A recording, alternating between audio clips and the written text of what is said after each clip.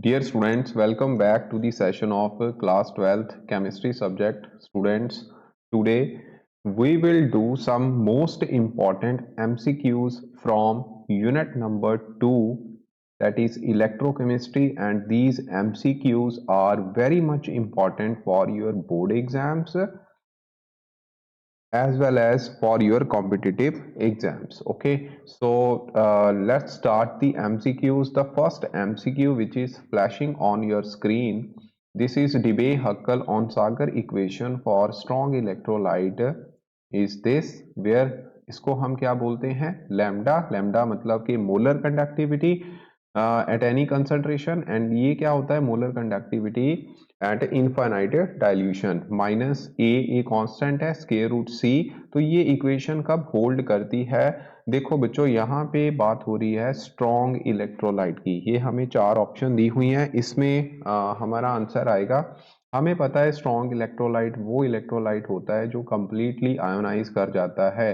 तो इसका मतलब इसकी मोलर कंडक्टिविटी ऑलरेडी बहुत ज़्यादा होगी. If we draw a graph between lambda M and square root of C, तो किसी कंसंट्रेशन पे के ऊपर लैम्डा एम की वैल्यू, लैम्डा एम मैं इसको मान रहा हूँ, ठीक है, लैम्डा एम की वैल्यू किसी भी कंसंट्रेशन के ऊपर ऑलरेडी बहुत ज़्यादा होगी. लेकिन अगर आप डाइल्यूशन करते हो, इट मीन्स कंसंट्रेशन को डिक्रीज करते हो, तो इसकी मोलर कंडक्टिविटी इंक्रीज तो करेगी लेकिन वो ऐसे लीनियरली कम ही इंक्रीज करेगी. ठीक है, तो ग्राफ कुछ इस तरीके से आएगा.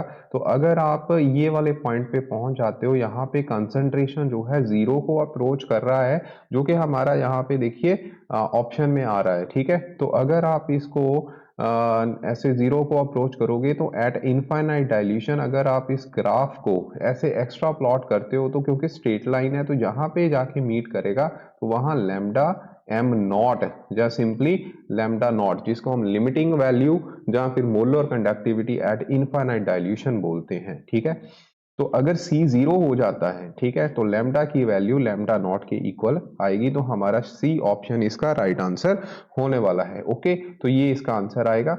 उसके बाद नेक्स्ट जो क्वेश्चन है, ये है बच्चों limiting value of molar conductivity, मतलब लैम्डा एम नॉट फॉर किसके लिए, एसिटिक एसिड के लिए. ठीक है, इसके लिए आपने वैल्यू जो आपको गिवन है यहाँ पे, साथ में इसके यूनिट दिए हुए हैं, वो आपने जरूर याद रखने हैं. ये भी आपको पूछे जा सकते हैं, तो ये आप लोगों ने फाइंड आउट करनी है वैल्यू, क्योंकि ये वीक इलेक्ट्रोलाइट है. तो एसिटिक एसिड वीक इलेक्ट्रोलाइट होने के कारण इसका जो ग्राफ रहेगा वो कुछ इस तरीके से होगा. अगर आप स्क्वायर रूट सी और C के जो लैम्डा M के बीच में ग्राफ बनाओगे तो इसकी मोलर कंडक्टिविटी कम होगी.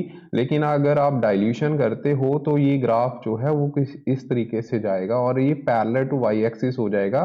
तो यहाँ पे molar conductivity at infinite dilution we can not find out. ठीक है, सिंपली फ्रॉम दी ग्राफ या एक्स्ट्रा प्लॉटिंग दी ग्राफ, क्योंकि ये वाई एक्सिस के क्या आ गया, पैरेलल आ गया. ओके, तो इसका मतलब यहाँ पे हमें फिर यूज होता है कोरलॉश लॉ, हम यूज करते हैं. तो कोरलॉश लॉ के अकॉर्डिंग यहाँ पे क्या होगा, यहाँ पे आप जो स्ट्रॉन्ग इलेक्ट्रोलाइट्स हैं उसकी हेल्प से वीक इलेक्ट्रोलाइट की molar conductivity at infinite dilution find out कर सकते हो. तो यहाँ पे आपको जो गिवन है वो है बच्चों सोडियम एसीटेट, साथ में उसकी molar conductivity at infinite dilution दी है.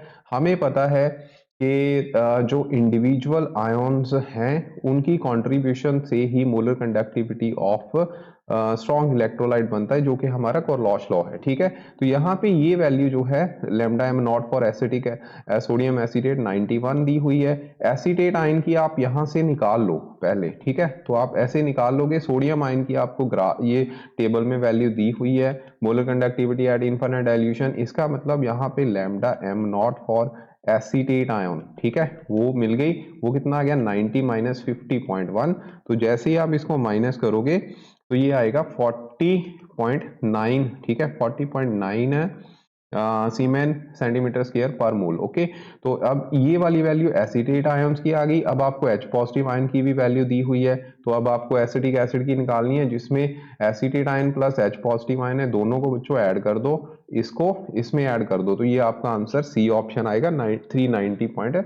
5 सीमेन सेंटीमीटर स्क्वायर पर मोल। ओके, ये एक्सप्लेनेशन साथ में मैंने इसकी दे भी दी है, ऐसे आप लोगों ने ये कर लेना है। ओके, तो मैंने समझा भी दिया, और ये यहाँ पे आंसर कैसे है, ये ऐसे आएगा। ओके जी, आगे बच्चों नेक्स्ट क्वेश्चन हमारा इजी है। This is which of the following, which of the statement about the solution of electrolyte is not correct। तो कंडक्टिविटी किसको बोलते हैं हम, काप्पा को। ठीक है, तो काप्पा जो होता है it depend upon the size of ions, बिल्कुल ये साइज ऑफ आयंस पे डिपेंड करता है, ये विस्कोसिटी के ऊपर भी डिपेंड करता है। ठीक है, और ये टेम्परेचर के ऊपर भी डिपेंड करता है, जैसे टेम्परेचर बढ़ेगा आयंस की मूवमेंट बढ़ेगी तो कंडक्टिविटी ऑटोमेटिकली इंक्रीज करेगी, लेकिन ये सॉल्वेशन ऑफ आयंस के ऊपर भी डिपेंड करता है। ठीक है, तो यहाँ पे डज नॉट है, इसका मतलब यही करेक्ट नहीं है, तो सी ऑप्शन राइट आंसर है। नेक्स्ट है हमारा when 0.1 mole of this salt. ठीक है, ये हमारे पास सॉल्ट है, इसको treated with excess of silver nitrate, 0.2 mole of silver chloride is are obtained, the conductivity of solution will correspond to, किसके कॉरेस्पॉन्ड आएगी। तो बच्चों यहाँ पे एक्चुअल में क्या हुआ, ये देखिए यहाँ पे आप ध्यान से समझो, ये है COCl ट्वाइस थ्राइस, साथ में अमाइन है 5 टाइम्स। ओके, जैसे ही आप इसको सिल्वर नाइट्रेट के साथ रिएक्ट करवा रहे हो, इसकी 0.1 मोल कंसंट्रेशन है, और यहाँ पे जो बन रहा है वो आपके सिल्वर क्लोराइड है, जो कितने बन रहे हैं बच्चों, 0.2। ठीक है ना, ये 0.2 है मोल। ओके, ये बन रहे हैं, इसका मतलब यहाँ पे डबल हो रहे हैं। ठीक है, AgCl, तो इसका मतलब जो ये वाला इसमें ही Cl है, इट मीन्स ये डबल का मतलब 2 टाइम्स हो गया, इसका मतलब यहाँ पे 2 Cl जो काउंटर आयन है वो यहाँ पे फर्निश हो रहे हैं। इसका मतलब ये हो गया, जो आपका कॉम्प्लेक्स आयन बनेगा उसमें एक Cl कॉम्प्लेक्स इंटिटी के इनसाइड होगा। ठीक है, और इसके ऊपर 2 पॉजिटिव चार्ज रहेगा और 2 Cl नेगेटिव आयन साथ में रहेंगे, मतलब सीधा आप लिख सकते हो Cl2। ठीक है, वो बाहर आएंगे एज ए काउंटर आयन, जो कि यहाँ पे AgCl बना रहे हैं। ओके, तो ये हमारा यहाँ पे जो कॉम्प्लेक्स बनेगा, और ये कॉम्प्लेक्स में अब आप देख लो 1:2 आ रहा है, तो इसका मतलब ये बी ऑप्शन इसका राइट आंसर होगा। ठीक है, तो ये बड़े ध्यान से करने वाला क्वेश्चन है। आगे इसका ऑप्शन ये आप देख लो, मैंने साथ में एक्सप्लेनेशन दे रखी है, इसको आप देख सकते हो। ओके, आगे है cell constant of conductivity cell.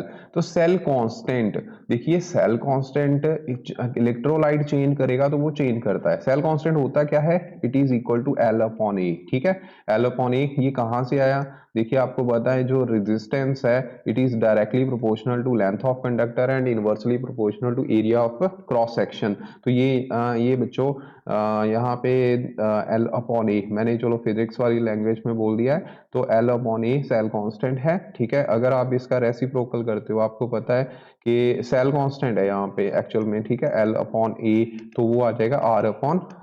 अब R का कंडक्टेंस और कंडक्टिविटी के बेसिस पे हम करते हैं, R का रेसिप्रोकल कंडक्टिविटी होती है, कंडक्टेंस सॉरी, तो कंडक्टेंस नीचे आ जाएगा, जिसको हम G के साथ रिप्रेजेंट करते हैं, और रेजिस्टिविटी का ऑपोजिट होता है कंडक्टिविटी, वो ऊपर आ जाएगा, जिसको हम काप्पा के साथ रिप्रेजेंट करते हैं, और ये होता है G स्टार। ठीक है, तो kappa is equal to G into G star, जो कि कांस्टेंट है, तो कांस्टेंट की वैल्यू तो कांस्टेंट रहेगी ना, तो ये ऑप्शन आप देख लो, remain constant for a cell. Cell किसी भी एक सेल के लिए वो वैल्यू कांस्टेंट रहती है एक पर्टिकुलर टेम्परेचर के ऊपर, टेम्परेचर के साथ ये वेरी करती है, तो ऊपर वाले ऑप्शन जो है वो राइट आंसर नहीं होगा। ठीक है, तो डी ऑप्शन इसका राइट आंसर है।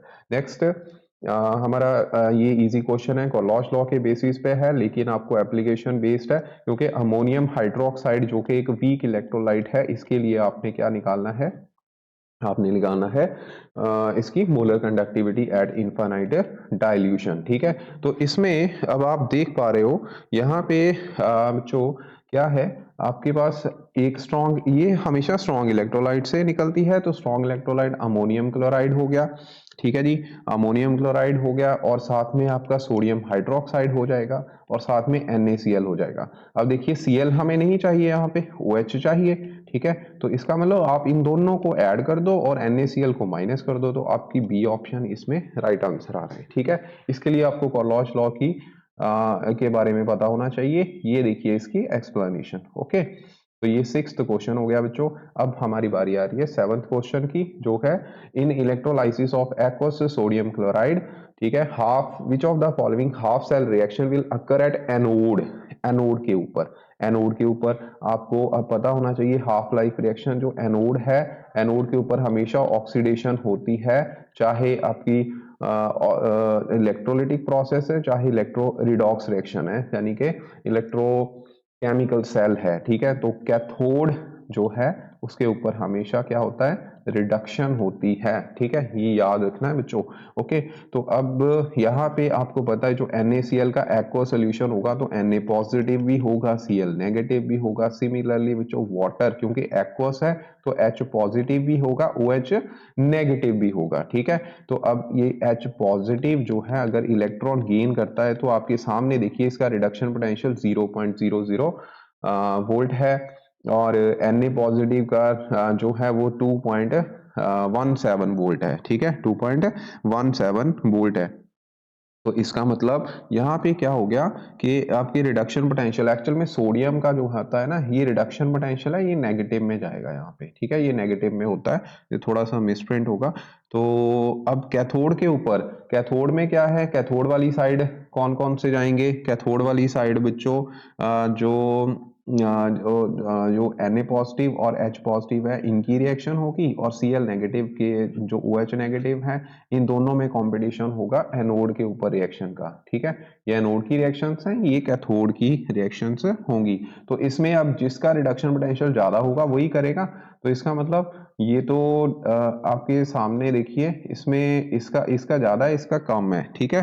तो इसका मतलब कैथोड पे रिएक्शन ये वाली होनी है, कैथोड वाली रिएक्शन ये होगी, ठीक है। तो कैथोड पे इसमें H पॉजिटिव ने रिएक्शन करना है ना कि Na पॉजिटिव में, क्योंकि इनका कंपटीशन आ गया। अब इसमें जिसका रिडक्शन पोटेंशियल कम होगा OH नेगेटिव और Cl नेगेटिव आयंस का, Cl नेगेटिव का कितना है 1.36 है, ठीक है। वाटर वाले का ये वाला 1.23 है। तो इसका मतलब इसमें दो रिएक्शंस पॉसिबल हैं, हमें हमें सिर्फ दो रिएक्शन पॉसिबल है, हमें पूछा गया है जो रिडक्शन पोटेंशियल के बेसिस पे। अब आप जिसका रिडक्शन पोटेंशियल कम होना है उसी ने ही रिएक्शन करनी है यहाँ पे, ठीक है। तो इसमें रिएक्शन जो बी ऑप्शन है ये राइट आंसर इसका होने वाला है, ठीक है। तो इसमें आएगा answer correct option B option जो है राइट आंसर होगा, ठीक है, क्योंकि इसका रिडक्शन पोटेंशियल कितना आ रहा है 1.23, ठीक है जी। तो ये यहाँ पे क्या करेगा, रिडक्शन करेगा। ओके, तो बी ऑप्शन, क्योंकि दो पॉसिबल रिएक्शन होगी एनोड के ऊपर, एनोड में रिडक्शन पोटेंशियल जिसका कम होता है उसकी रिएक्शन होती है, कैथोड में जिसमें रिडक्शन पोटेंशियल ज्यादा होता है उसकी रिएक्शन होती है। तो कैथोड की रिएक्शन ये वाली, एनोड पे कौन करेगा, जिसका रिडक्शन पोटेंशियल कम है, तो बी ऑप्शन वाला इसमें आंसर आएगा।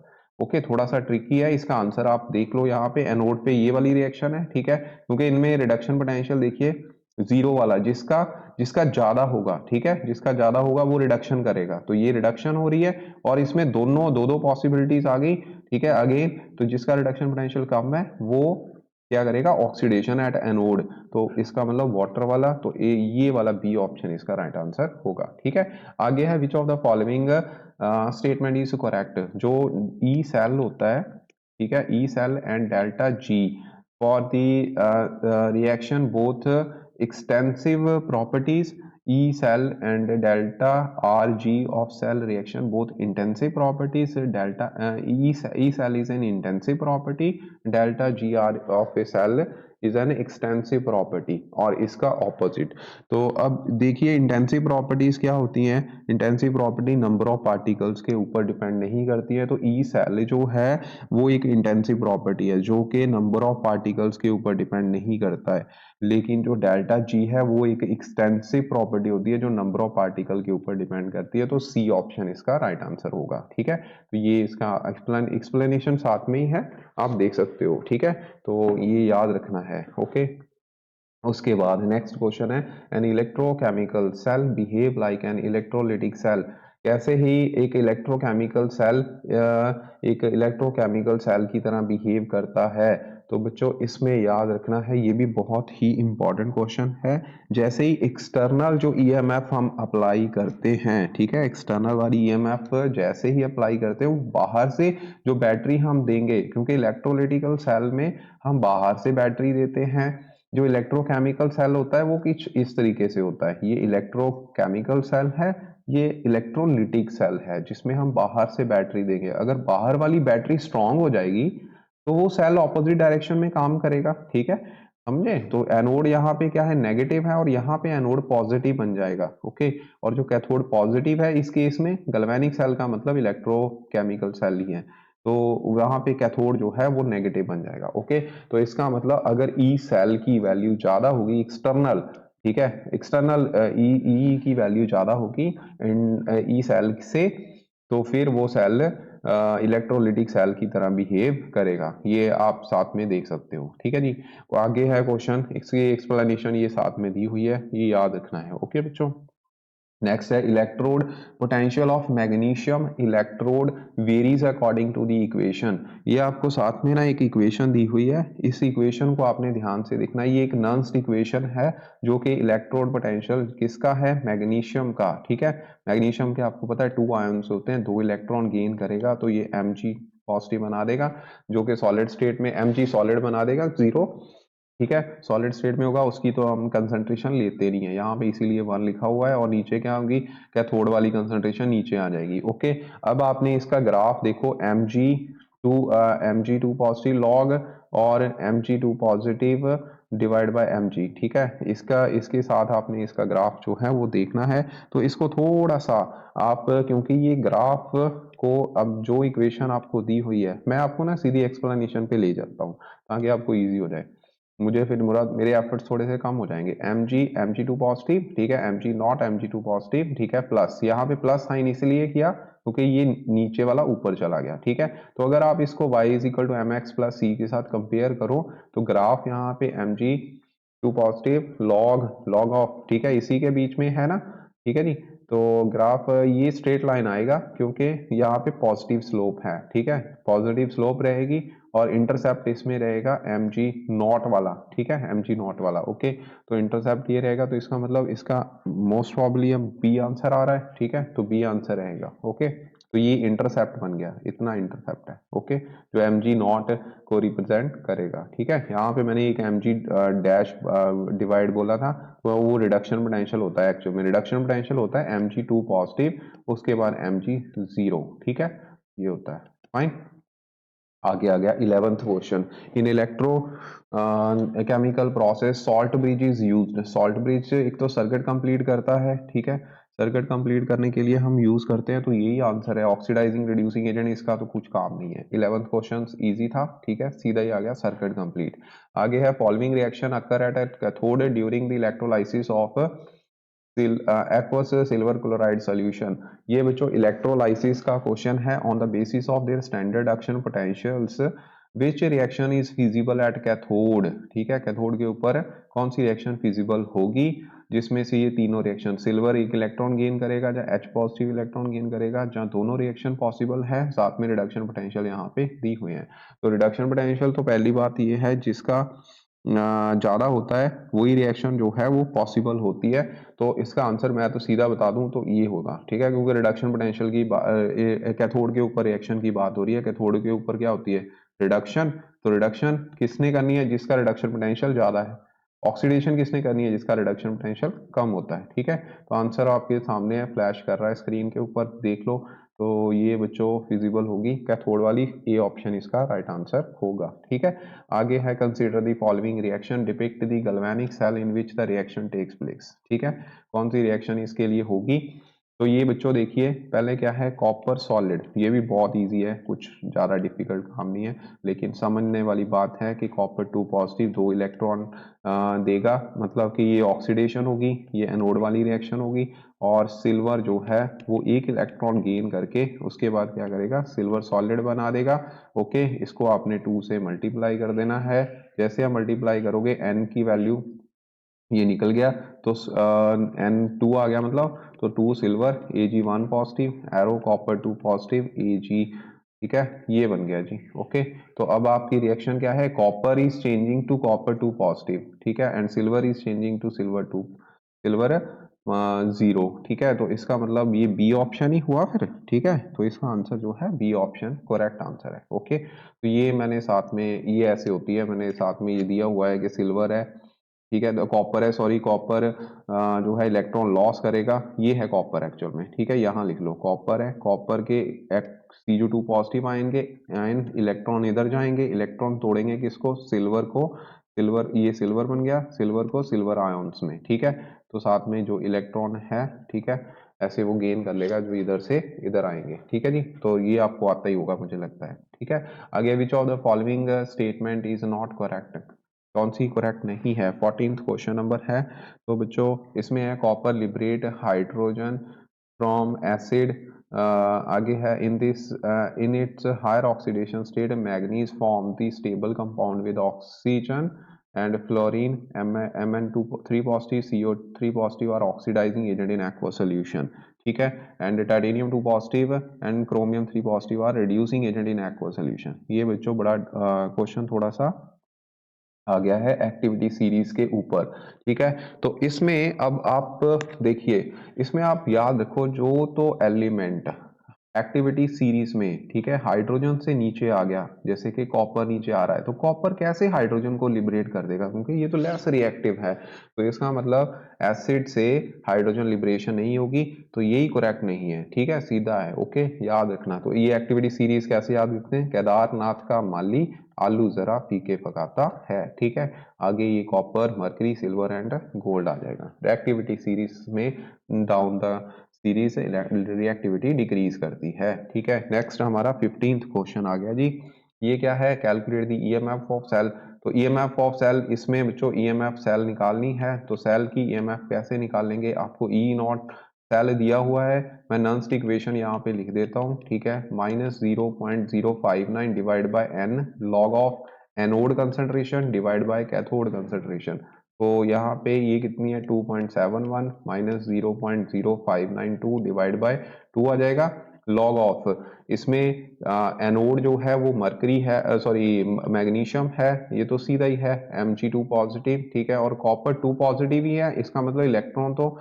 दो ही आएंगे, रेशो कुछ रहेगी नहीं, यहाँ पे आपने ये वैल्यू पुट कर देनी है, ठीक है, और कॉपर 2 पॉजिटिव ने ये वाली वैल्यू पुट कर देनी है, तो ये आ जाएगी 0.1 डिवाइड बाय 0.3, इसका मतलब ये बन गया 0.10⁻⁻⁴, ऊपर चला जाएगा, सॉरी ये प्लस का हो जाएगा, तो 10⁻⁻1 +3, तो ये आ गया 10⁻², तो इसका मतलब ये सारे की वैल्यू बन गई log ऑफ 10⁻², log ऑफ 10⁻² का मतलब है 2 ऑफ log 10, log 10 1 होता है, तो यहाँ 2 ही आ जाएगा, 2 के साथ 2 कट जाएगा, तो 2.71 माइनस 0.059, इसको आप माइनस कर दो, तो आपका जो आंसर है मैं दिखा देता हूँ, आंसर आपका 2.651 जो है आंसर रहेगा, ठीक है, तो नॉन इक्वेशन आपको पता होनी चाहिए। ओके, तो सीधा क्वेश्चन था, कोई इशू वाली बात नहीं है। नेक्स्ट है reduction potential of some of the ions are given below, arrange the following decreasing order of their oxidising power, reduction potential given है, ठीक है, साथ में ऑक्सीडाइजिंग पावर किसकी ज्यादा होगी, ऑक्सीडाइजिंग पावर, ऑक्सीडाइजिंग पावर का मतलब है किस जिसकी रिडक्शन होती है, जिसने इलेक्ट्रॉन गेन करने होते हैं, ठीक है, रिडक्शन उसकी खुद की क्या होगी, रिडक्शन, तो जिसका रिडक्शन पोटेंशियल ज्यादा उसकी रिडक्शन इजीली होगी, ठीक है, तो इसका मतलब रिडक्शन पोटेंशियल अब सॉरी ये क्या है, ऑक्सीडाइजिंग पावर है, ऑक्सीडाइजिंग पावर का मतलब है जो किसी को ऑक्सीडाइज कर सकते हैं, ठीक है, किसी को ऑक्सीडाइज करना मतलब उसके इलेक्ट्रॉन को लेना, ठीक है, तो ऑक्सीडाइजिंग पावर है, तो जितना रिडक्शन पोटेंशियल ज्यादा होगा, मैंने सही बोला था वैसे, ठीक है, जितना रिडक्शन पोटेंशियल ज्यादा होगा उतनी टेंडेंसी ज्यादा होगी रिड्यूस होने की, ठीक है, तो इसका मतलब अब रिडक्शन पोटेंशियल किसका ज्यादा है, ये यहाँ पे ज्यादा रिडक्शन पोटेंशियल, इसमें ज्यादा रिडक्शन पोटेंशियल तो बच्चों इसका है 1.74 का है, ठीक है,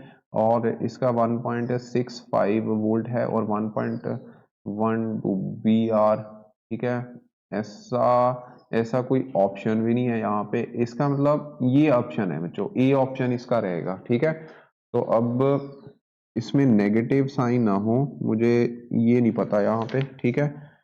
तो एक्चुअल में चलो एनीवेज ठीक है, जिसका रिडक्शन पोटेंशियल जो है वो ज़्यादा होता है उसकी डिक्रीजिंग पावर, सॉरी डिक्रीजिंग है ना, ठीक है, डिक्रीजिंग ऑर्डर है, ओके डिक्रीजिंग ऑर्डर है, तो सबसे ज़्यादा ये होगा कि higher the reduction potential higher is its tendency to get reduced, ठीक है, उसकी रिडक्शन होगी और किसी की वो ऑक्सीडेशन करेगा, ओके।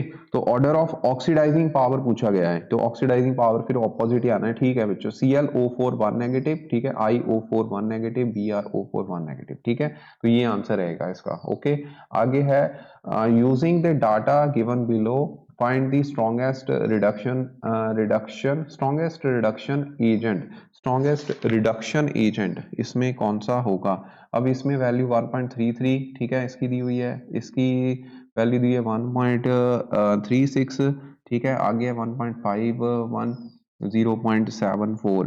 तो बच्चों जिसका रिडक्शन पोटेंशियल जो है कौन से हैं, देखो सी एल वाला कौन सा हो गया, ये वाला, ठीक है, और BCr वाला हो गया ये वाली वैल्यू, ठीक है, Mn2 पॉजिटिव ये हो गया, ठीक है, और ये हो गया Cr3 पॉजिटिव, थ्री पॉजिटिव ये है।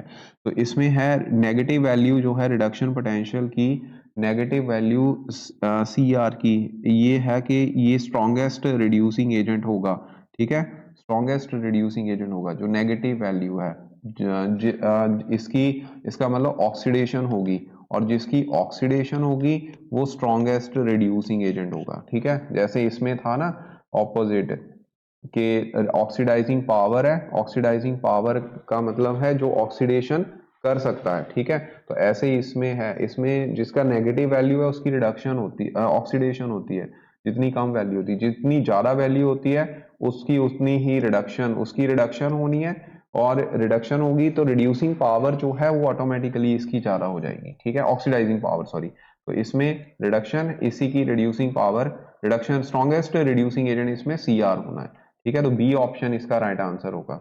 Next is what will happen during the electrolysis of aqueous solution of copper to positive ions using platinum electrode। इसको मैं सीधा आपको एक्सप्लेनेशन पे ले जाता हूँ, ये सीधा सिंपल सा है, इसमें कोई इशू वाली बात नहीं है। Copper sulphate Cu2 positive sulphate ion बनाएगा, वाटर होगा H positive OH negative ion बनाएगा, तो दो यहाँ पे कॉपर और हाइड्रोजन आ गए, यहाँ पे सल्फेट और OH नेगेटिव आयन आ गए, ठीक है। तो कॉपर 2 पॉजिटिव क्या करेगा, इलेक्ट्रॉन है कैथोड के ऊपर 2 इलेक्ट्रॉन गेन करके कॉपर बना देगा, ये वाला 2 इलेक्ट्रॉन गेन करके, एक इलेक्ट्रॉन गेन करके हाइड्रोजन बना देगा। तो इसका रिडक्शन पोटेंशियल 0.04 है, इसका 0.0 है, इसका 0.34 है।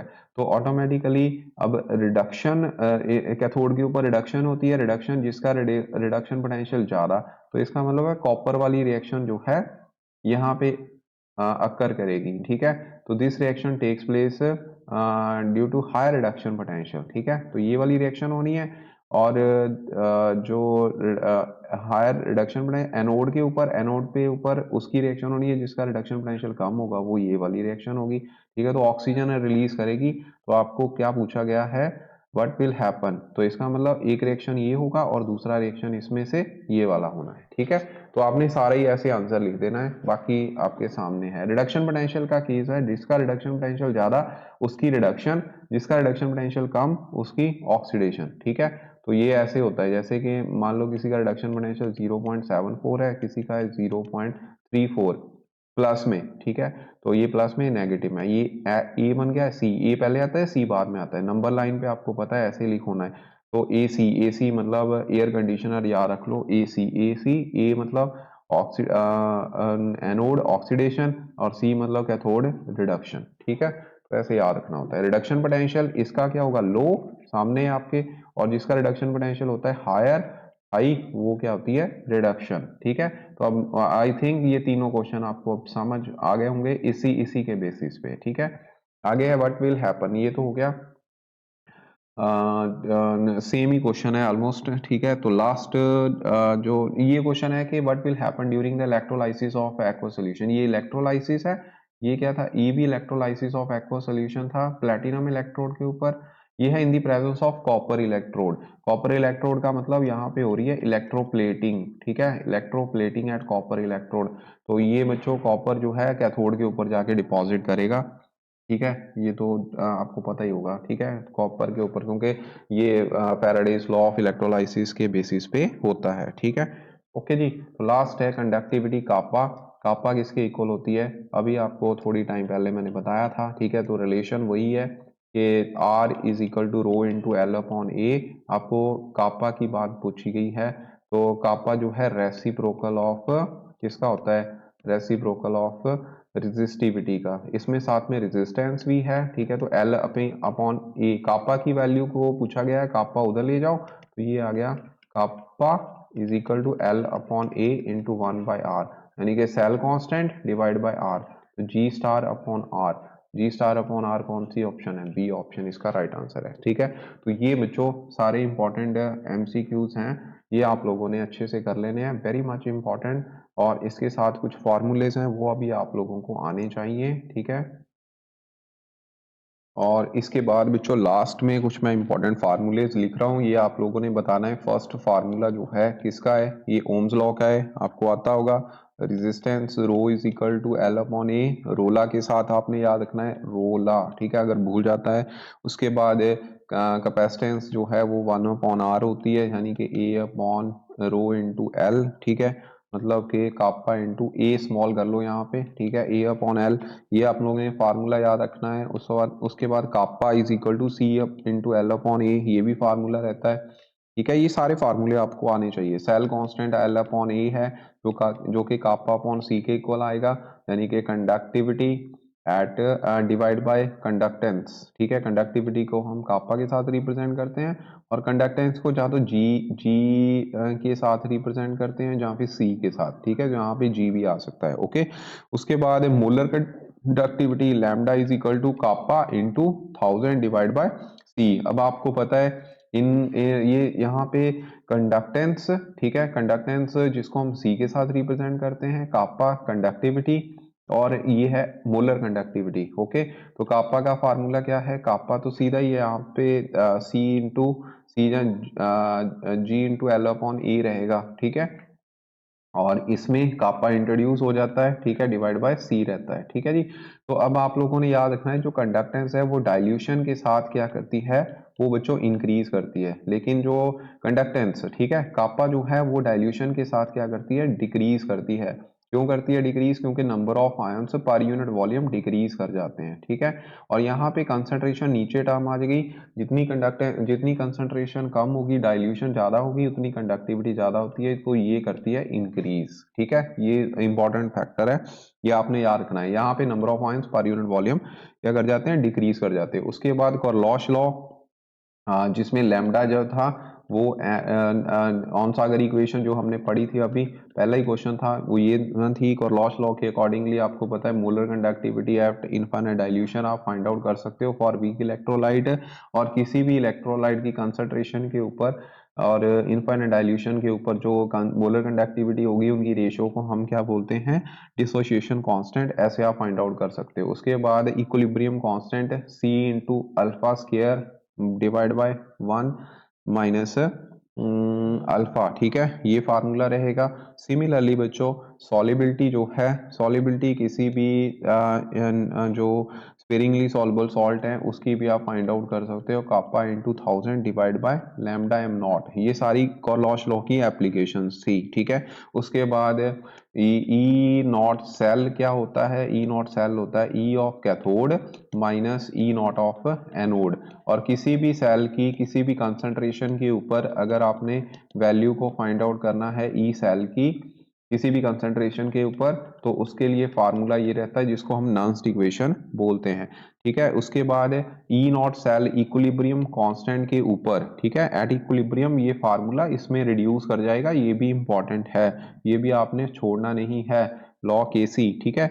उसके बाद लास्ट में बच्चों डेल्टा जी, ठीक है, ये वाला formula, minus n into F into E naught cell. इसमें नेगेटिव साइन सिग्निफाई करता है कि डेल्टा जी की वैल्यू नेगेटिव होती है, ठीक है। जो फिजिबल रिएक्शन होता है उसमें ई सेल जो है वो पॉजिटिव रहता है और डेल्टा जी जो है वो नेगेटिव रहता है फिजिबल रिएक्शन के लिए। ओके, अगर इक्विलिब्रियम पे है ई सेल जीरो हो जाएगा, डेल्टा जी की वैल्यू भी क्या होगी, जीरो हो जाएगी, ठीक है। Faraday's first law of electrolysis, उसके लिए mass deposit at cathode is directly proportional to Z into I into T, ठीक है। डायरेक्टली प्रोपोर्शनल का मतलब प्रोपोर्शनलिटी साइन यहाँ पे जेड आएगा जो कि इलेक्ट्रोकेमिकल इक्विवेलेंट होता है। बाकी इसमें ड्राई सेल है, तो लेड स्टोरेज सेल है, फ्यूल सेल है, ठीक है, और कोरोजन है, रस्टिंग ऑफ आयरन है, ये आप लोगों ने साथ में कर लेने हैं। So these are the most important MCQs as well as some important topics and formulas, वो आप लोगों को अच्छी से कर लो। Thank you very much. Next lecture में हम करेंगे बच्चों केमिकल काइनेटिक्स चैप्टर के क्वेश्चन रिवाइज, ठीक है, मतलब कि most important MCQs from chapter chemical kinetics. तो ये बच्चों आपके क्वेश्चंस आ गए, ठीक है। इसको वीडियो को पूरा देखो, लेक्चर समझो, इसको वीडियो मत समझो, ठीक है। तो ये लेक्चर है 30 मिनट्स में 20 न्यूमेरिकल्स, इतने आपकी एमसीक्यूज आपकी भी मान लो प्रैक्टिस होनी चाहिए, ठीक है। तो ये सारे न्यूमेरिकल्स है। Thank you very much.